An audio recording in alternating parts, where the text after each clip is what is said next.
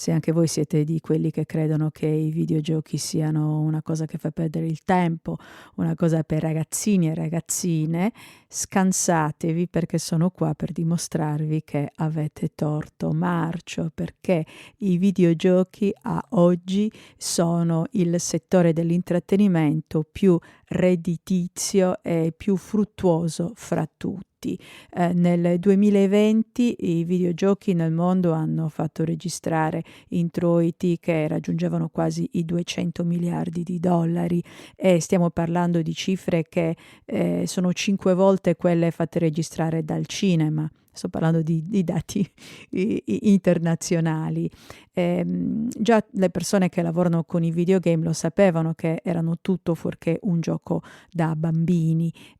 però per gli altri, per il resto della popolazione, ci è voluto il Covid, perché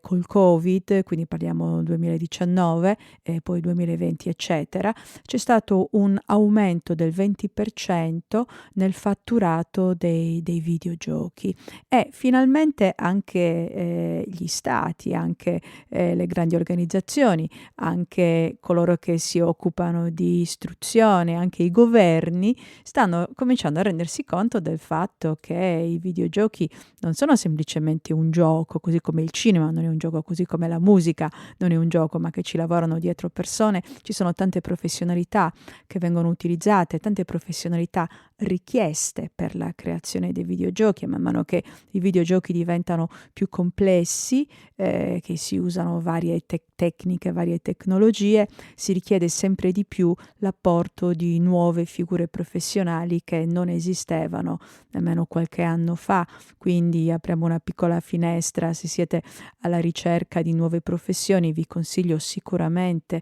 di dare un'occhiata ai videogiochi, perché là serve sempre gente che sappia raccontare, che sappia narrare, che sappia fare la musica e i suoni. Ma oggi in particolare volevo parlarvi di una perla che ho trovato, ed è un sito che si chiama Italian Video Game Program, che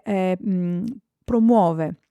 i diversi luoghi culturali e archeologici dell'Italia come luogo dove ambientare i videogiochi, e c'è una mappa dei giochi con una panoramica di quelli già in commercio che sono ambientati in luoghi italiani. Ce ne sono anche diversi ambientati in Sardegna, e poi ci sono un sacco di altre informazioni per chi volesse usare una location, un luogo italiano particolare per ambientare un suo videogioco. Quindi se state per scrivere un videogioco, conoscete qualcuno che lo sta per scrivere, mandateli su questo sito, vi metto il link nelle note del programma e promuoviamo il nostro paese anche e soprattutto coi videogiochi.